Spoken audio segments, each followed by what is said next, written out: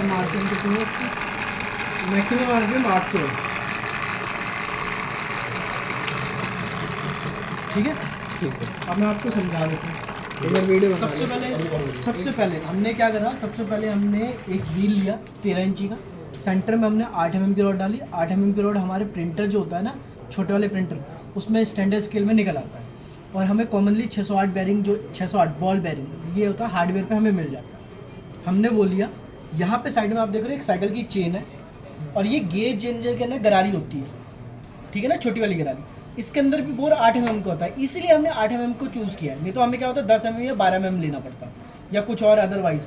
तो उसके हिसाब से ये साइकिल की बड़ी वाली फ्लाई व्हील लेनी पड़ती है, उसके अंदर बुश बनाना पड़ता है, फिर उसको सेटअप करना पड़ता है। तो हमने क्या करा, उसी हिसाब से मोटर और इसके अंदर 8 mm के हिसाब से लगा दिया। यहाँ पे डीसी मोटर ली, या आप प्रिंटर की मोटर भी ले सकते हैं, कॉमन या कोई डीसी ब्रशलेस मोटर जो मशीन में से निकलती है हैवी वाली, वो ले लिया हमने। वो लगा करके यहाँ से देखा होगा आपने, पर्दे का क्लैंप होता है, ये पाइप को क्लैंप करने वाली चीज़ आती है, हमने उसे लेकर लीड प्लस वाले स्क्रू से इसे कस दिया इसके अंदर। अब इसमें क्या होता है, 2 प्लेटें निकलती है, माइनस और प्लस। ठीक है, इसको क्या करा आपने पढ़ा होगा, bridge rectifier, full rectifier, half rectifier. तो 4 डायोड वाला ब्रिज रेक्टिफायर होता है, इसमें 1035 और 4060 डायोड लगा रखे हैं। इसको हमने क्या करा, 220 वोल्ट इनपुट पावर सप्लाई को और 24 वोल्ट ब्रिज रेक्टिफायर पे बनाया, क्योंकि हमारी मोटर जो है 24 वोल्ट पे और क्लच जो है ये 24 वोल्ट पे चलता है। तो हमने इसको सप्लाई दी। हमने क्या करा, ग्राउंड सप्लाई कॉमन कर दी इसकी। जो पॉजिटिव सप्लाई है वो हमारी यहाँ देखो एक रिले सर्किट होता है, इसमें एक पॉइंट देखो यहाँ से होता है, इसमें जा रहा है क्लच में, और एक पॉइंट यहाँ से होता हुआ मोटर में जा रहा है। अब इसको क्या होता है, इन दो को जैसे ही हम सर्किट कंप्लीट करते हैं ना, तो ये क्या करता है, मेन जो पावर होती है 24 वोल्ट, वो क्लच के थ्रू यहाँ से होती है रिले में जाती है, ऑफ कंडीशन पे मोटर को देती है।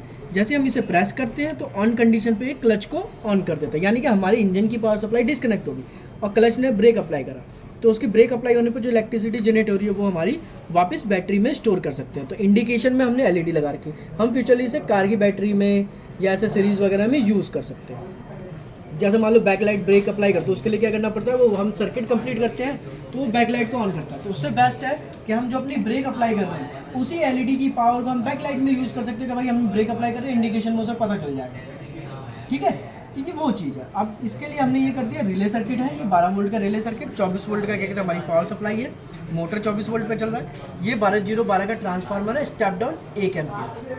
ठीक है, और ये हमारा सर्किट कंप्लीट करने वाला स्विच है। बस इतना।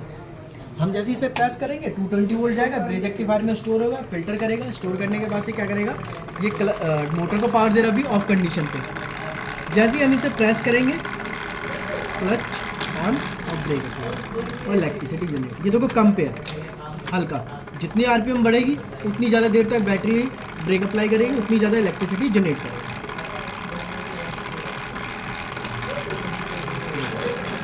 ज़्यादा देर तक और ज़्यादा देर की स्पीड रहेगी तो और ज़्यादा तेज चलेगी।